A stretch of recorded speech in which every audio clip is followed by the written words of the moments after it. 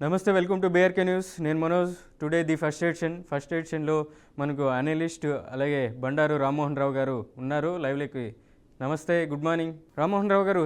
Today the first ఎడిషన్లో first Andhrajyothi తీసుకుందాం. తెలంగాణ ఆంధ్రజ్యోతి మనకు టాప్ హెడ్లైన్ హైలైట్ అవుతుంది.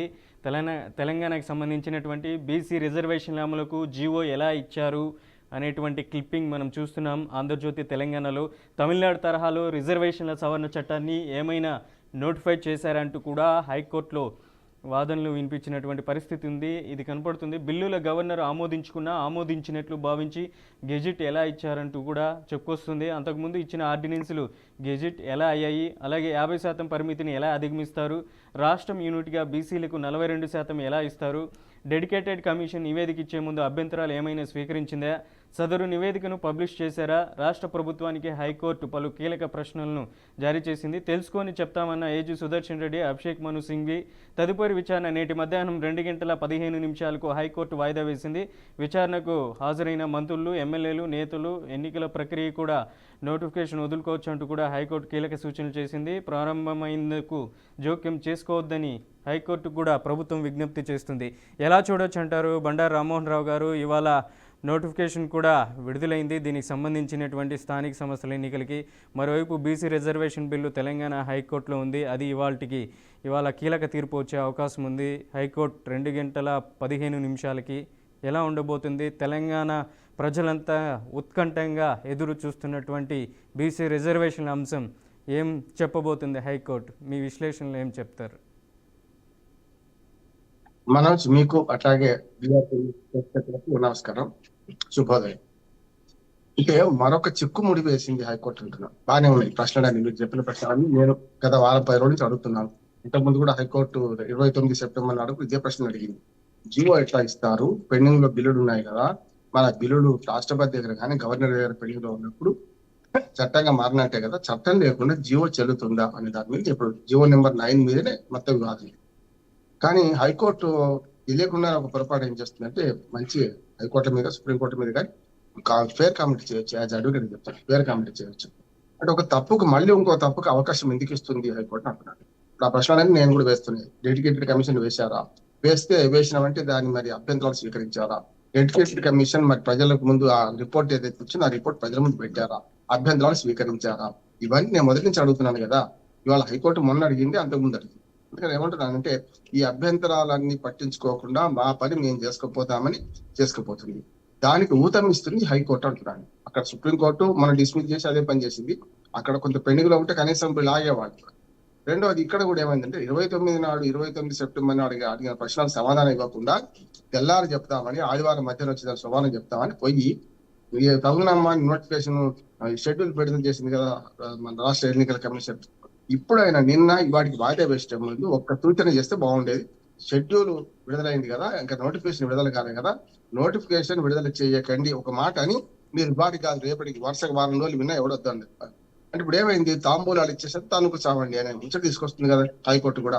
ఇప్పటికే 42% రిజర్వేషన్ ఇస్తాను కామారెడ్డి డిక్లరేషన్ నుంచి మొదలు పెడితే తప్పు వెనుక తప్పు, కులగణన తప్పే, అట్లాంటి జనాభా లెక్కలు తప్పే, ఆ తర్వాత డెడికేటెడ్ కమిషన్ వేయమని ఇదే హైకోర్టు ఆదేశిస్తే తప్ప డెడికేటెడ్ కమిషన్ వేయలే కదా. మొదలు బట్టి ఏదో తూతు మంత్రం చేసుకుంటూ పోదాం అనుకున్నారు. కోర్టు ఆదేశిస్తే డెడికేటెడ్ కమిషన్ వేశారు. ఆ కమిషన్ ఒకటి ఏకసభ్య సమ్మె ఏకలింగం నమస్తుతి అన్నట్టు వారి దగ్గరికి రిపోర్ట్ పోగానే వెంటనే ఆమోదించేసింది. మరి ఎవరి అనుమతి అడగకుండా, ఎవరికి వెల్లడించకుండా, అభ్యంతరాలు స్వీకరించకుండా టక్కుని చేసేసింది, అయిపోయింది.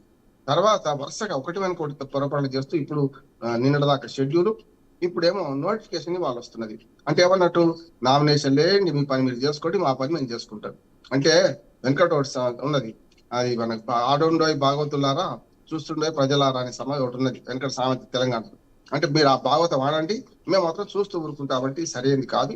హైకోర్టు మరొక చిక్కుముడికి ఇవాళ దారి తీసింది. హైకోర్టు నిర్ణయం అనేది నిన్న గనక నోటిఫికేషన్ రాకుండా ఉంటే ఇవాళ చెప్పాల్సి, నోటిఫికేషన్ వేయకండి, కొద్ది రోజులు ఆగండి. అంతకుముందు చెప్పింది 29 సెప్టెంబర్ నాడు చెప్పిన మాటలు కూడా నిన్న చెప్పలేదంటే, మీ పని మీరు చేసుకోండి, మా పని మనం చేసుకుపోతాం. అంటే ఏమవుతుందంటే, రెండు సమాంతరంగా జరుగుతుంటే ఇంకొక చిక్కుముడి పడ్డది. ఇవాళ ఆల్రెడీ నామినేషన్ వేసిన వాళ్ళ పరిస్థితి ఏం కావాలి? 42% నామినేషన్ వేస్తాను. వేసిన తర్వాత ఏం కావాలి? రేపు పొద్దున ఇదంతా చెల్లది పొమ్మంటది, ఇవాళ రేపు అంటది అనుకుందాం. అప్పుడు ఈ నామినేషన్ వేసిన పరిస్థితి ఏం కావాలి? ఆగిపోతుందా?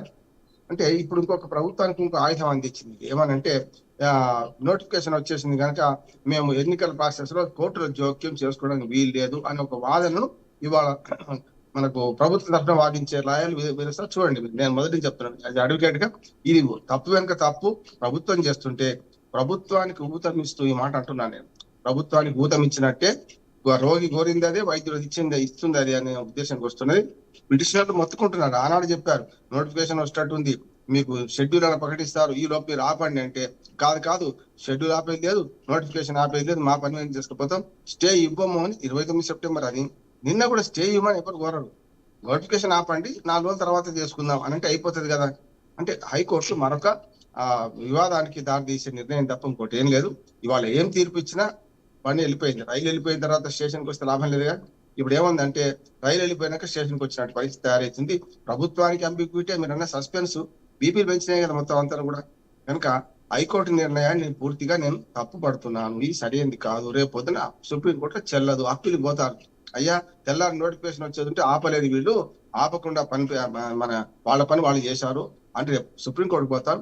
ఇవాళ తీర్పు వచ్చిన తెల్లారి ఈ నోటిఫికేషన్ చెల్లదు, ఈ నామినేషన్ చెల్లవు, ఈ జీవో నెంబర్ 9 కూడా చెల్లదు అంటున్నాను. నేను ఓపెన్ తో అంటలేను మనం, ఎందుకంటే ఇది ప్రాసెస్ తప్పు ప్రాసెస్ చేస్తున్నారు. అంటే ఏమి వేప విత్తనం పెట్టి మామిడికాయలు కాస్తాయి అంటున్నారు. వేప విత్తనం పెడితే వేప చెట్టే ముడుస్తుంది. మీరు చేసిన ప్రాసెస్ తప్పు అంటున్నాను నేను. మొత్తం రిజర్వేషన్ తప్పంటలేను, రిజర్వేషన్ ఇవ్వడం అంతకంటే తప్పంటలేను. రిజర్వేషన్ ఫలించాలంటే బీసీ నాయకులు అందరూ కోరుకున్నట్టు, ఎవరైతే నేను కూడా కోరుకుంటేందంటే అక్కడ 42% రిజర్వేషన్ మీరు ఇవ్వాలంటే చట్టపరంగానే సాధ్యం తప్ప మీరు ఎన్ని చిమ్మిక్కులు చేసినా సాధ్యం కాదు. ఒకవేళ ఏదో తప్పుడు మార్గాల్లో పోయి ఎన్నికలు జరిపినా కూడా ఆ ఎన్నికలు రద్దవుతాయి. గెలిచిన వాడు కూడా మళ్ళీ ఓడే వాడితో సమానం అవుతాం. బండారు రామ్మోహన్ రావు గారు, ఇక్కడే కీలకంగా ఒక ఇంట్రెస్టింగ్ పాయింట్ చోటు చేసుకుంది. హైకోర్టుకు సంబంధించినటువంటి పిటిషనర్ తరపున న్యాయవాదులు నిన్న కీలక సూచనలు చేశారు హైకోర్టుకు కూడా. తెలంగాణలో 42% బీసీలకి రిజర్వేషన్లు ఇవ్వాల్సినటువంటి అత్యవసర పరిస్థితి ఇప్పుడు ఏమొచ్చింది, అక్కడ ఎస్సీ ఎస్టీలకి రిజర్వేషన్లు కల్పిస్తే దానికి ఒక అర్థం ఉంటుంది. ఉత్తరాది రాష్ట్రాల్లో, ఈశాన్య రాష్ట్రాల్లో ఒకవేళ బీసీ రిజర్వేషన్లు తీసుకొస్తే దానికి ఒక వాల్యుయేషన్ ఉంటుంది, అర్థం అనేది ఉంటుంది. ఇక్కడ అంత అవసరం ఏమొచ్చిందంటూ కూడా పిటిషనర్ తరపు న్యాయవాది కీలక వ్యాఖ్యలు చేసినటువంటి పరిస్థితి ఉంది. దీని గురించి ఏం చెప్తారు? దాంతో పాటు కృష్ణ తరపు న్యాయవాది ఏమన్నాడంటే, మేము బీసీలకు రిజర్వేషన్ వ్యతిరేకం కాదు కూడా అన్నాడు. ఆ మాట కూడా మనం మాట్లాడాలి. మేము వ్యతిరేకం కాదు. ఇప్పుడు మాధవరెడ్డి అంటే ఆయన తెలంగాణ రెడ్డి జాగృతాయని ఏమన్నాడంటే వాళ్ళ పిటిషన్ లో మేము వద్దంటలేము, కానీ ఇచ్చేదో సరిగ్గా ఇవ్వండి, లేకపోతే పనికి రాకుండా పోతుంది కదా. సుప్రీంకోర్టు సీలింగ్ ఉంది, అందుకని నిన్న 3 ప్రశ్నలు వేసింది మనోజ్. ఒకటేమో ఈ త్రిబుల్ టెస్ట్, అంటే 3 ప్రశ్నల్లో మొట్టమొదటిదేమో అసలు చట్టపరంగా బిల్లు ఉన్నదా లేదా, బిల్లు ఆమోదించిందా లేదని చెప్పేసి. తర్వాత డెడికేటెడ్ కమిషన్ వేసిందా లేదా అంటే వేసినామన్నారు, కులగణన చేసినామన్నారు. 3వ ప్రశ్నకు సమాధానం లేదు వీళ్ళ దగ్గర. అంటే వీళ్ళు ఏమన్నారంటే త్రిబుల్ టెస్ట్ అంటే ఏంది, సరిగ్గా డెడికేటెడ్ కమిషన్ వేయాలి, దాని ద్వారా లెక్కలు తీయాలి, తీసి దాని రిపోర్ట్ ఇవ్వాలి, అది పబ్లిక్ డొమైన్ పెట్టాలి. 3వది మనకి 50% సీలింగ్ దాటకూడదని 2021 తీర్పు వచ్చింది. అంతకుముందు 2019లో ట్రిపుల్ టెస్ట్ లేదు. ట్రిపుల్ టెస్ట్ ఏమన్నా ఐఏఎస్ పరీక్షన, ఐపీఎస్ పరీక్షన అని కాంగ్రెస్ వాళ్ళు లేకుండా ఈ ప్రభుత్వం కొట్టిపడేస్తుంది. కానీ ట్రిపుల్ టెస్ట్, ఆ 3 టెస్టులు పాస్ అయితేనే రిజర్వేషన్ అనుమతి అన్నప్పుడు మొదటి 2 కూడా పాస్ కాలేదంటున్నాను. అంటే మొదలు పెట్టారు, ఎక్కడ డెడికేటెడ్ కమిషన్ రిపోర్ట్ బయట పెట్టలేదు, ప్రజలకు ఎవరు తెలియదు ఏ కులం ఎంత ఉందో అనేది బయట పెట్టడానికి వీలు లేదు, ప్రైవసీకి వ్యతిరేకం, గోప్యతకు వ్యతిరేకం అని ఇదే ప్రభుత్వం అన్నది. 3వది అయితే పనికి రాకుండా పోయింది కదా. 3వది 50% క్యాప్ ఏదో ఉందో అది దాటొద్దు అని కూడా. ఇప్పుడు మనకు సతీ సావిత్రి సినిమాలో పతి ప్రాణంబు దక్క అంటాడు, ఏ కోరిక ఎవరిని ఇస్తాడు, పతి ప్రాణంబు దక్క అంటాడు. ఈ త్రిబుల్ టెస్ట్ లో అదే ఉన్నది, పతి ప్రాణంబు దక్క ఉన్నది. అంటే అది తప్ప మిగతా అడగమంటున్నారు కదా. అంటే ఏమైనా ఇప్పుడు వీళ్ళు ఏం చేస్తున్నారు, ఆ సావిత్రి కనుక యమధర్మరాజుతో ఎట్లా ట్రిక్ ప్లే చేసిందో అదొక్కటి తప్ప అన్ని ఇస్తాను హైకోర్టు అంటుంది, అదొక్కటి తప్ప అనేది అదొక్కటి ఎట్లా సాధిద్దామని వీళ్ళు చూస్తున్నారు. ఈ ఆటలో ఏమైందంటే ఈ మొత్తం ఎన్నికల ప్రాసెస్ అపహాస్యమయ్యే అవకాశం ఉంది, ఇది సరైనది కాదంటున్నారు. ది ఫస్ట్ సెషన్లో నెక్స్ట్ ఐటెం చూద్దాం.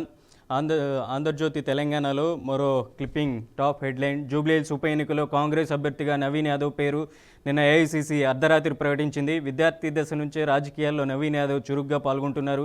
నవయువ నిర్మాణ పేరుతో స్వచ్ఛంద సంస్థను కూడా ఏర్పాటు చేశారు.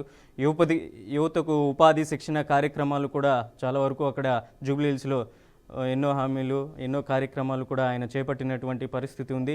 2014 ఎన్నికల్లో ఎంఐఎం అభ్యర్థిగా కూడా పోటీ చేశారు. అలాగే మనం చూసిన జూబ్లీహిల్స్ ఉప ఎన్నికల్లో తమ అభ్యర్థిగా వల్లాల నవీన్ యాదవ్ను కాంగ్రెస్ పార్టీ ఖరారు చేసింది.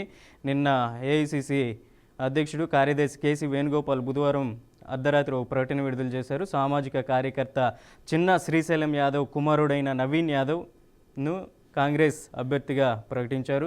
ఎలా చూడవచ్చు అంటారు? బండారు రామ్మోహన్ రావు గారు దాదాపు ఈ ఉత్కంఠకి తెరపడిందే అనుకోవచ్చా? ఆయన విద్యార్థి దశ నుంచి రాజకీయాల్లో ఉన్నారు. 2014లో ఎంఐఎం అభ్యర్థిగా పోటీ చేసి 2వ స్థానంలో నిలిచారు. 2018 ఎన్నికల్లో ఆయన ఇండిపెండెంట్ పోటీ చేసి 3వ స్థానంలో, అలాగే 2023లో టికెట్ ఆశించారు. టికెట్ భంగపాటుకు గురి తప్పారు. అటువంటి పరిస్థితుల్లో కూడా ఆయనకి టికెట్ రాలేదు. ఇప్పుడు ఆయనకి ఉప ఎన్నికల రూపంలో టికెట్ వరించిందంటే మీరేం చెప్తారు? మంచి యువకుడు శ్రీశైలం యాదవ్ అంటే అందరికీ తెలుసు. ఆయన కుమారుడు వరుసగా 3 ఎన్నికల్లో పోటీ చేస్తారు. 2000 తెలంగాణ వచ్చిన తర్వాత 2014, 18, 23లో. కాకపోతే ఓట్లు తక్కువ రావడం కారణం ఏంటంటే 14లో ఎంఐఎం పార్టీ ఈ అభ్యర్థిగా పోటీ చేశారు కనుక ఆ పార్టీ అండ లేకుంటే తన స్వంత పలుకుబడి ఈ రెండు కలిపి తాను ఆనాడు దాదాపు 40,000 పైగా ఓట్లు సాధించారు. 45,000 దాకా వచ్చాయి ఆయన ఓట్లు. రెండోది ఏంటంటే రెండోసారి చేసినప్పుడు ఇండిపెండెంట్ చేశారు. మొన్నటి కూడా అంటే రెండోసారి 3వసారి చేసినప్పుడు తక్కువ ఓట్లు ఎందుకు వచ్చినాయి అంటే ఇండిపెండెంట్ చేశారు. 3వసారికి వచ్చేవారు 2023 ఎన్నికల్లో బీజేపీ ప్రభావం కొంచెం ఎక్కువబడి బీజేపీ తర్వాత 3వ స్థానం జరుపుకున్నారు. కానీ మొదటిసారి అయితే 2వ స్థానంతో అంటే మొదటిసారి మాగంటి గోపీనాథ్ గారు గెలిచినప్పుడు 2వ స్థానంలో నిలిచారు. కాంగ్రెస్ పార్టీ కంటే అధిరోధుల కంటే ఎక్కువ ఓటు సంపాదించుకున్నారు కనుక మంచి క్యాండిడేట్ ఇచ్చారని నేను అనుకుంటున్నాను. అంటే మార్గం లేదు కూడా అంటున్నాను. అంటే లోకల్ గా ఉంటాడు, లోకల్ మనిషి. దాంతో పాటు 3 సార్లు వరుసగా పోటీ చేస్తూ ఆ జూబ్లీహిల్స్ ప్రజలకు చిరకాలంగా పరిచయం ఉన్న వ్యక్తి.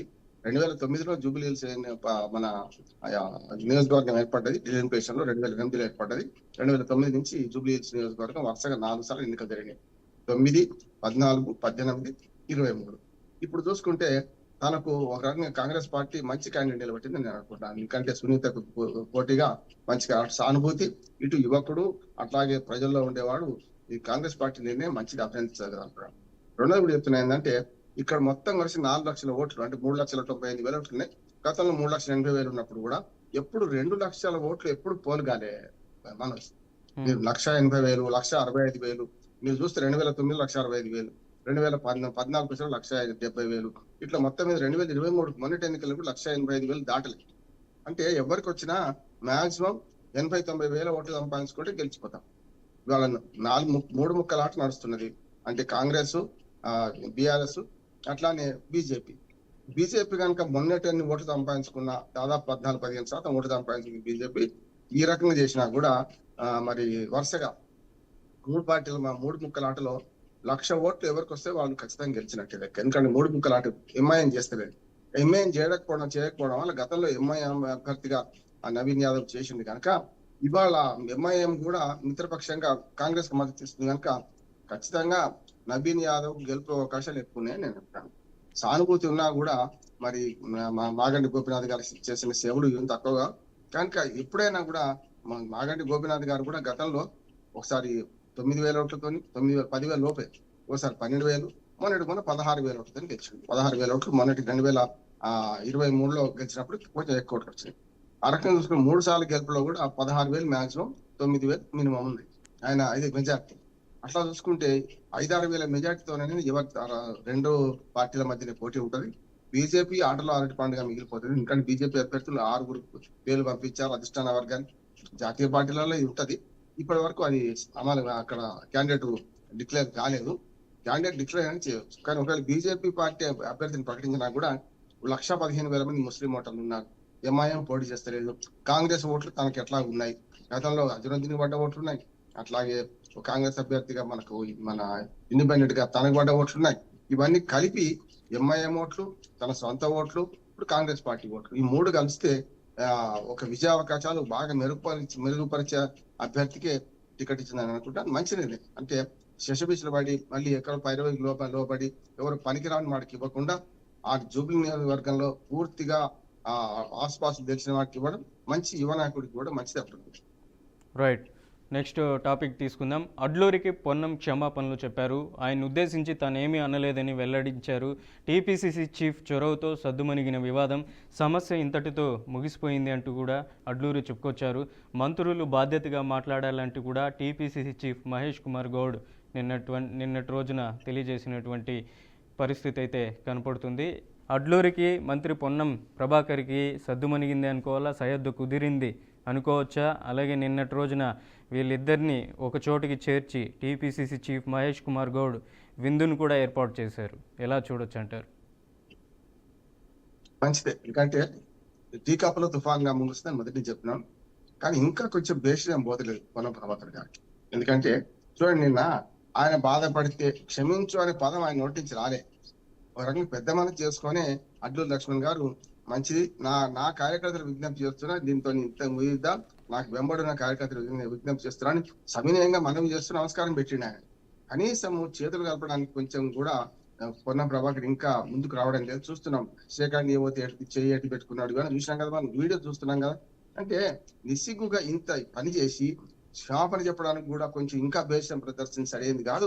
ఆయన బాధపడితేనే ఏం మాటలు అవి, నిజంగానే బాధపడ్డాడు. నువ్వు అన్నమాట దున్నపోతానే మాట కరెక్ట్, అందరికి తెలిసిందే. ఎవరిని అన్నమాట సిబ్బందిని అన్నాడు. సిబ్బందిని అంటే కూడా తప్పే కదా, ఎవరు సిబ్బందిని అన్నా తప్పే కదా. కనుక పొన్నం ప్రభాకర్ ఇందులో తప్పు చేసిండు, దానికి క్షమాపణ అడ్డానికి కూడా వేషానికి పోయిండు. కానీ పెద్ద మనసుతో అవసరం అంగీకరించడం. రెండు ముఖ్యంగా మహేష్ కుమార్ గౌడ్ గారు మాట్లాడిన మాటలు నాకు చాలా మంచి అర్థం. ఆయన ఇద్దరికి బుద్ధి చెప్పిండు. వరకం చెప్పానంటే దీన్ని పెద్ద చేసుకుని లేకుండా చెప్పి ఇద్దరిని సమాధాన పరిచిండు. తన ఇంట్లో భోజనానికి పిలిచి మరి ఈ కార్యక్రమం చేయించండి కనుక మంచిది అంటున్నాను.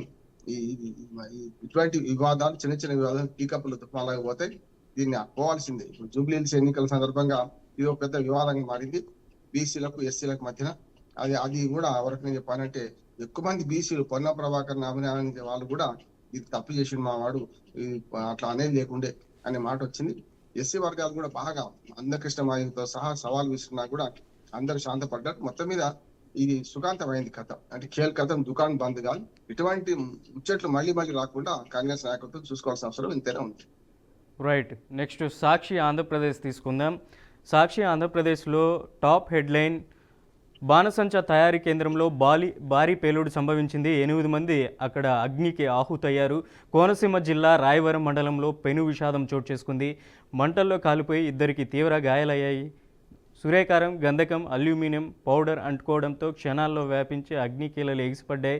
విస్ఫోటనం దాటికి 10-15 అడుగుల దూరం ఎగిరిపడ్డ శరీరాలు, కాలుతున్న శరీరాలతో నీటి కోసం పరుగులు తీసిన క్షతగాత్రులు. దీపావళి పండుగ దగ్గరికి వస్తున్నటువంటి సమయంలో భారీ ఎత్తున అక్కడ బాణసంచా గోడౌన్లో నిర్వహించారు. అక్కడ ఒక్కసారిగా మంటలు చెలరేగడంతో భారీ ఎత్తున అగ్ని ప్రమాదం సంభవించింది. మృతుల కుటుంబాలు కూడా ప్రధాని మోదీ, మాజీ CM YS Jagan, CM Chandrababu, deputy CM Pawan Kalyan కూడా సంతాపాన్ని వ్యక్తం చేశారు. బాధిత కుటుంబాలకు ప్రభుత్వం ఆదుకోవాలంటూ కూడా సీఎం వైఎస్ జగన్ తెలియజేస్తున్నారు. అలాగే కుటుంబాలను కూడా ఆదుకుంటామని ఇప్పటికే ఏపీ సీఎం నారా చంద్రబాబు నాయుడు కూడా ప్రకటించారు. ఏం చెప్తారు ఈ వార్త గురించి? చాలా దురదృష్టకరం. 8 మంది ఆహుతి కావడం. ముఖ్యంగా గతంలో బాణాసంచా ప్రమాదాలు ఎక్కువ శివకాశి, అంటే మనకు తమిళనాడులో శివకాశిలో జరిగేవి ఎక్కువ. ఎందుకంటే బాగా కేంద్రీకృతం. ఇప్పటికి కూడా తమిళనాడులో బాణాసంచా మన తయారీకి చాలా పెద్ద పేరు శివకాశి. కానీ మన దగ్గర కూడా తయారయ్యేటప్పుడు దీనికి పర్మిషన్లు ఉన్నాయా లేవా? ఇప్పుడు సంఘటన జరిగిన తర్వాత సానుభూతి వ్యక్తం చేయడం, డబ్బులు ఇవ్వడం, ఇవన్నీ సహజంగా జరిగేటి. కానీ జరగక ముందు ఏం చేశారు? దీనికి ప్రభుత్వ పెద్దల తప్పిదం ఎంతున్నది, ప్రభుత్వం ఎంతవరకు చేసింది, అధికారులు తప్పిదం ఎంత ఉంది మనం గమనించాలి. ఉదాహరణకు ఒక బాణసంచా తయారు చేసే కర్మాగారానికి ఎన్ని అనుమతులు ఉండాలి, కుటీర పరిశ్రమ ఎట్లా అనుమతులు ఉండాలి, ఏం చేయాలి, అందులో పిల్లల్ని పని పెట్టుకోవద్దు. ఇప్పుడు 8 మందిలో ఎంతమంది పిల్లలు ఉన్నారో మనకు తెలియదు. మరి పిల్లలు, మహిళలు కూడా ఉండొచ్చు. కనుక బాణసంచా తయారీ కేంద్రం దగ్గర గతంలో అనుమతులు తీసుకున్నారా లేదా? తీసుకోకపోతే మొట్టమొదటి అధికారులను సస్పెండ్ చేయాలంటున్నాడు. అంటే చూస్తూ ఊరుకున్నారు కదా అధికారులు అయితే తయారీ కేంద్రాలు చూసుకుంటే. మరి ఇట్లాంటప్పుడు నష్టం కదా, ప్రాణాలు విలువైన 8 మంది ప్రాణాలు పోయినాయి కదా. అందుకని బాణసంచా తయారీ కేంద్రాలు ఇప్పటికైనా తనిఖీ చేయాలి. రాష్ట్ర వ్యాప్తంగా ఎక్కడున్నాయో చూడాలి. వాటిలో భద్రతా ప్రమాణాలు ఉన్నాయా లేవా, ఆరు బయట ఉన్నాయా లేవా. ఆఖరికి ఇప్పుడు మళ్ళీ కొత్త ప్రమాదం కూడా జరిగే అవకాశం ఉంది. మనం రేపటి నుంచే మరి బాణసంచా విక్రయ కేంద్రాలు పెడతారు. విక్రయ కేంద్రాలు పెట్టినప్పుడు అక్కడ కూడా మన ప్రమాదం జరగకుండా ఊరవతలు పెట్టాలి. మనకు జనావాసాలకు దూరంగా ఉండాలి. ఇవన్నీ పాటిస్తే మంచిది. అవసరమైన నిబంధనలు పాటించకుండా తయారీ కేంద్రాలు అట్లాగే ఉన్నాయి, అమ్మే కేంద్రాలు అట్లా ఉన్నాయి కనుక దయచేసి అధికారులను బాధ్యం చేయకుండా ఇది తూతు మంత్రంగా చనిపోయిన వాళ్ళకి సానుభూతి అందరూ వ్యక్తం చేస్తారు, చనిపోయిన వాళ్ళకి 5 కాదు 10 లక్షలు ఇస్తారు. 10 లక్షలతో ప్రాణం అయితే రాదు కదా, ప్రాణం ఖరీదు ఎవరు కట్టలేము. ఈ 8 మంది మరణం వల్ల 8 కుటుంబాలు వాళ్ళ చిన్న భిన్నమైనట్టు లెక్క కదా. కనుక చూడండి ఎంత పొగలు వస్తున్నాయి, ఎట్లా వస్తున్నాయి. కనుక సమస్య లేదు, దీన్ని ఎవరు పట్టించుకోలేదు, లేకపోతే లంచాలు తిని ఊరుకున్నారు. 2 అయితే దృష్టికి రాలేదు అంటారు. లేదు, లంచాలు తిని ఇటువంటి తయారీ కేంద్రాల దగ్గర ఏం జరుగుతుందో చూడకుండా ఊరుకున్నారు కనుక అందరూ తిలాబాబం తలా పెడతాడు. అధికారులది, అక్కడ ఎవరైతే తయారీ కేంద్రం నిర్వాహకులది, దాంతో పాటు మరి ఆ స్థలం ఎవరిచ్చిండు, లీజుకి ఎవరిచ్చిండు, స్థలం వాడిదేనా, ఇవన్నీ మొత్తం ఎంక్వైరీ చేయాలి. సమగ్రమైన ఇటువంటి ఎంక్వైరీ చేసి ఇటువంటి పొరపాట్లు జరిగినప్పుడు శిక్షిస్తే తప్ప వచ్చే మన కొత్త ప్రమాదాలకు దారి తీయకుండా ఉంటుంది. నెక్స్ట్ టాపిక్ చూద్దాం. ఈనాడు ఆంధ్రప్రదేశ్లో ప్రధానంగా మనం చూసుకుంటే ఇవాళ మాకవరం పాలెం పర్యటనకు వైఎస్ జగన్ ఉదయం 10 గంటలకు బయలుదేరనున్నారు. ఈ వార్త ప్రధానంగా హైలైట్ అవుతుంది. మెడికల్ కాలేజీలని, అక్కడ నిర్మాణంలో ఉన్నటువంటి మెడికల్ కాలేజీలని ఆయన పరిశీలించడానికి మాజీ సీఎం వైఎస్ జగన్ అక్కడికి చేరుకోనున్నారు. అక్కడ మాజీ మంత్రులు, ఎమ్మెల్యేలు, అలాగే అక్కడ ఉన్నటువంటి మాజీ మంత్రి గుడివాడ అమర్నాథ్ కూడా జగన్ వెంట వెళ్ళే అవకాశం ఉన్నట్లు కనపడుతుంది. పీపీపీ విధానంలో తీసుకున్నటువంటి మెడికల్ కాలేజీలని వెనక్కి తీసుకోవాలంటూ కూడా ఇప్పటికే మాజీ సీఎం వైఎస్ జగన్ తాడేపల్లిలో సమావేశం ఏర్పాటు చేసి దానికి సంబంధించినటువంటి కార్యాచరణను కూడా రూపొందించారు. ఎలా చూడొచ్చు అంటారు? బండారు రామ్మోహన్ రావు గారు, మాజీ సీఎం వైఎస్ జగన్ ఇవాళ అనకాపల్లి జిల్లా నర్సీపట్నం నియోజకవర్గం మాకవరపాలెంలో ఉదయం 10 గంటలకి ఆయన వైజాగ్ ఎయిర్పోర్ట్కి చేరుకోబోతున్నారు. వైజాగ్ ఎయిర్పోర్ట్ నుంచి రోడ్డు మార్గాన ఇప్పటికే షరతులతో కూడిన పర్మిషన్ కూడా వైజాగ్ విశాఖ ఎస్పీ కానీ అక్కడ ఉన్నటువంటి నగర కమిషనర్ కూడా నిన్నటి రోజున పర్మిషన్ కూడా జారీ చేశారు. ప్రభుత్వం ఏదైతే ప్రైవేటీకరణ చేస్తుందో మెడికల్ కాలేజీని వాటిని వెంటనే వెనక్కి తీసుకోవాలంటూ కూడా ఇప్పటికే మాజీ సీఎం వైఎస్ జగన్ ప్రభుత్వానికి కూడా, కూటమి ప్రభుత్వానికి కూడా తెలియజేశారు. ఇది నిర్మాణంలో ఉన్నటువంటి 17 మెడికల్ కాలేజీల్లో ఒకటైన మాకవరంపాలెం మెడికల్ కాలేజీని ఆయన సందర్శించడానికి అక్కడికి చేరుకోనున్నారు. దాదాపుగా ఇప్పటికే 17 మెడికల్ కాలేజీలో 7 మెడికల్ కాలేజీలు పూర్తయ్యాయి. ఇక కేవలం 10 మెడికల్ కాలేజీలు నిర్మాణంలో ఉన్నాయి. వాటికి కేంద్ర ప్రభుత్వం నుంచి ఇప్పటికే 3,000 కోట్లు వచ్చింది. మెడికల్ కాలేజీలకి 8,000 కోట్లు అవసరం ఉంది. 3,000 కోట్లు ఇప్పటికే కేంద్ర ప్రభుత్వం చెల్లించింది. ఇంకా కేవలం 5,000 కోట్లు కావాల్సి ఉంటుంది. ఇట్లాంటి పరిస్థితుల్లో కూటమి ప్రభుత్వం ఈ ప్రైవేటీకరణ చేయడం కరెక్ట్ కాదంటూ కూడా మాజీ సీఎం వైఎస్ జగన్ చెప్పుకొచ్చారు. ఏం చెప్తారు ఈ వార్త గురించి? జగన్మోహన్ రెడ్డి గారితో పూర్తి ఏకీపిస్తున్నాను నేను. ఎందుకంటే సరే, రాజకీయ వివాదాలు పక్కన పెడితే దీన్ని ఆద్యం పోసింది ఈ పర్యటన జరగడానికి కారణం ఏంటంటే అయ్యన్న పాత్రుడు గారు. ఆయన స్పీకర్ గా ఉన్నారు. గతంలో ఆంధ్రప్రదేశ్ స్పీకర్లు ఇంత దుర్మార్గంగా వ్యవహరిస్తున్నారు. స్పీకర్లు అంటున్నాను నేను, ఎందుకంటే గతంలో చూసాం. మనకు కోటెల శివప్రసాద్ గారు అప్పుడు 2014 నుంచి ఉంటే అప్పుడు వివాదాస్పదమైంది. తర్వాత 2019 నుంచి ఉన్న సమ్మెన సీతారాం ఆయన వివాదాస్పదంగా మారారు. ఇప్పుడు అసెంబ్లీ సాక్షిగా ఈ అయ్యన్న పాత్రుడు ఏం ఛాలెంజ్ చేశారు? అసలు నర్సీపట్నం కాలేజీకే పర్మిషన్ లేవుపోమన్నాడు.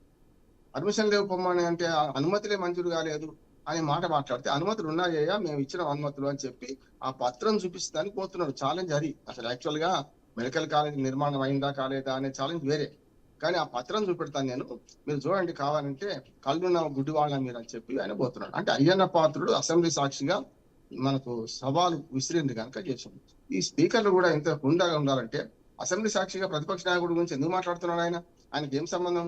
వస్తే ఆహ్వానించాలి, ఎప్పుడు ఊరుకోవాలి, అంతే తప్ప అధికార పక్షం మాట్లాడుతున్నట్టు స్పీకర్లు కూడా రాజకీయ కార్యకలాపాలలో పాల్గొంటూ ఇష్టం ఉన్నట్టు మాట్లాడితే తప్పు కదా అంటున్నాడు. అయ్యన్న పాత్రుడు ఈ మొత్తానికి ఆద్యం చెప్పింది. రెండోది, అంతకు ముందు ఈ 17 మెడికల్ కాలేజీలలో చూసుకుంటే అసలు నిర్మాణమే కాలేదు, అన్ని కూడా మొండికోట్లే ఉన్నాయి, లేకపోతే పిల్లల స్థానంలో ఉన్నాయని చెప్పి హోంమంత్రి అనిత గారు పెద్ద ఎత్తున గ్రాఫిక్ చూపించలేదా? తప్పు కదా.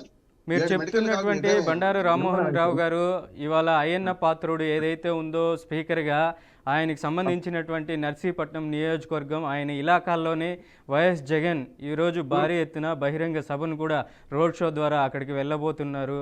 ఎలా చూడొచ్చు అంటారు? ఆయన ఒక ఛాలెంజ్ విసిరారు అసెంబ్లీ వేదికగా, మీరు 11 మంది ఎమ్మెల్యేలు అసెంబ్లీకి రండి, అసెంబ్లీలో మాట్లాడండి అని. ఆ ఛాలెంజ్ని జగన్ స్వీకరించే ఇలాకాల్లో ఆయన వెళ్తున్నారు అనుకోవచ్చా? దాదాపు 1.5 సంవత్సరం తర్వాత జగన్ ప్రత్యక్ష రంగంలోకి తొలిసారిగా మెడికల్ కాలేజీపై ఉద్యమం స్టార్ట్ చేశారంటారా? ఏం చెప్తారు? ఎందుకు 1.5 సంవత్సరాలకి జగన్ ప్రజల్నే ఉంటున్నాడు. ఆనాడు మన పల్నాడు జిల్లాలో తిరగలేదా? మొన్న వేరే రాయలసీమ జిల్లాలో పోలేదా? కొత్తగా ఇంకా మొదలు కాలే ఇది. యాక్చువల్ గా మనం కూడా కొంచెం తెలుసుకోవాల్సింది ఏంటంటే, అయ్యన్న పాత్రుడు అసెంబ్లీ సాక్షిగా ఆ 2 మాటలు ఖండిస్తున్నాను కదా, అదే చెప్తున్నాను కదా నేను. ఇప్పుడు అసెంబ్లీ సాక్షిగా ఒక స్పీకర్ చాలా గౌరవంగా ఉండాలి. ప్రతిపక్ష నాయకుడు గురించి అవాకులు చవాకులు పేరడం ఏంటిది? రాలేదు, తప్పే. నేను జగన్మోహన్ రెడ్డి గారు అసెంబ్లీ రాకపోవడం గురించి తప్పడుతున్నా. 11 వచ్చినా ప్రతిపక్ష స్థానం దక్కదు అంటున్నాను. దాన్ని ముందర వేసుకొని ఒక స్పీకర్ మాట్లాడే మాటలు కాదు, అది కూడా తన నియోజకవర్గంలో ఉన్నదాన్ని ఛాలెంజ్ చేసిండు. అయ్యా స్పీకర్ గారు నన్ను ఛాలెంజ్ చేస్తున్నాను, నేను వస్తున్నా అంటున్నాడు ఆయన. ఇంకోటి, ఎంత స్ప్రింగ్ ని ఎంత కిందికి వచ్చితే అంత పైకి లేస్తాడు. జరుగుతుంది అదే. వీళ్ళు మొదలేమన్నారు, విశాఖపట్నం నుంచి మీరు హెలికాప్టర్ ద్వారా పోవచ్చు, రోడ్డు మార్గాన్ని పోవద్దు.